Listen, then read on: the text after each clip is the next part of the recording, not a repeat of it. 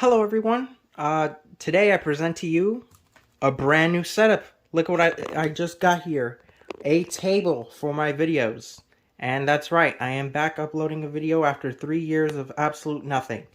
Um, but the most important thing is that I have this to show.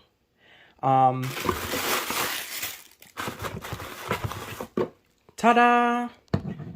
So, what is this, you may ask? Looks like a brand new iPhone in terms of simplicity, right?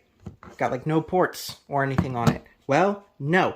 This is a rare variant of a DSi with no buttons, no connectors, no audio.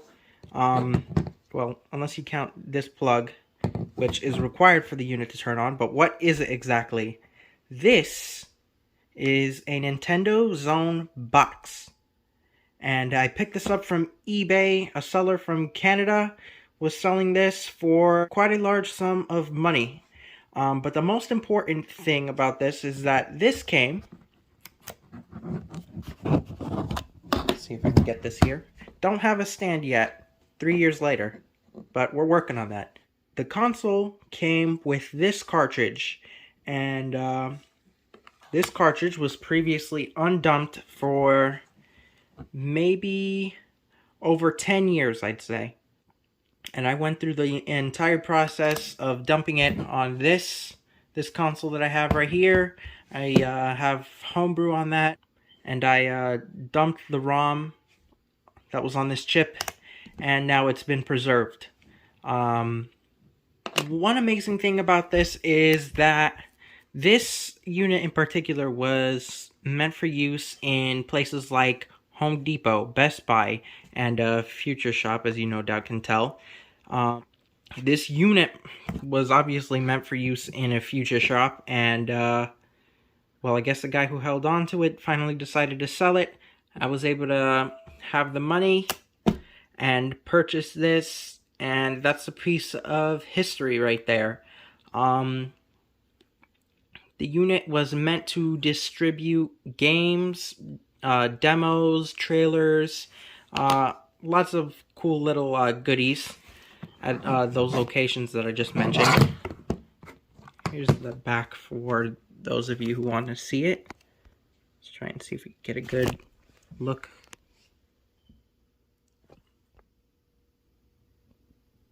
Yeah, so there's the back. And the unit cannot be powered on without the charger plugged in. So in order to turn it on, you need a plug. Now, the one that came with the unit is right here. It's in like near mint condition, but I'm not using that. I'm just using one that came with this console right here. So let's go ahead and plug it in. And as you can see, we get that light right there that indicates that it's on.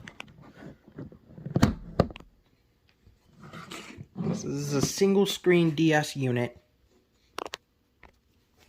And it's just about what you'd expect. I don't think this is a special firmware, though I wouldn't be able to tell because obviously we don't have the second screen to see what the firmware version is on this. And when I try to update it, a pin has been set. Now I tried looking at the other settings on here, and you can see that the username is Nintendo. So this is a legitimate console. It came with a legit cart. It's never been dumped until today, January 11th, 2024. I mean, this is history right here. This is a piece of Nintendo history that I was just so fortunate to be able to preserve. And while nobody's been able to reverse engineer, like, let's say, this cartridge and get it to work with, say, something like a regular Best Buy Nintendo Zone beacon, I can show you what this unit was meant to do in terms of distributing game content. I have a ROM on here, a DS download station, which essentially does the same thing. So we're going to be taking a look at that. I know I made a video on this like more than 3 years ago at this point, But for those not in the know, I figured, hey, why the heck not? And let's just see what that looks like. Alright, so we've got both units fired up right here, and I've loaded the DS Download Station Volume 1 ROM. And this does essentially the same thing as the Nintendo Zone cartridges that I showcased, but without needing to connect to the internet since all the files are baked onto the ROM itself. The Nintendo Zone box was a cost-cutting measure in terms of the fact that it's a stripped-down DSi in every sense of the word. I mean, like I mentioned, it has virtually no ports for audio,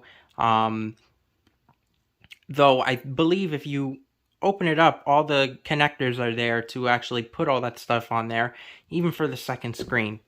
So it's a cheap and cost-effective way, since the cartridge did not have any ROMs itself, and therefore they did not need to make different volumes of, let's say, like, you know, the distributor cart, like they had to do with DS Download Station, which was the predecessor to Nintendo Zone.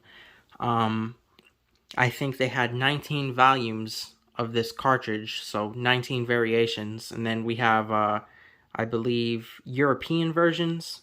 Try to get my hand on it for relatively cheap, but I couldn't, so maybe I'll showcase that another time. But like, as you can see right here, we have a playable demo of Mario Kart DS. Would you like to download this content? Yes. And it's almost complete. And it just boots right into the game.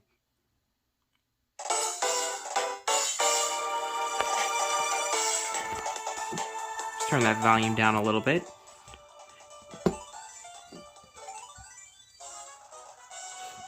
So I've played this demo before. I believe it's only like 2 tracks, maybe just a figure 8 circuit. But yeah, this is basically the same thing that Nintendo Zone would do in 2008. Now, unfortunately, I never got to try it up until Satellazone came out.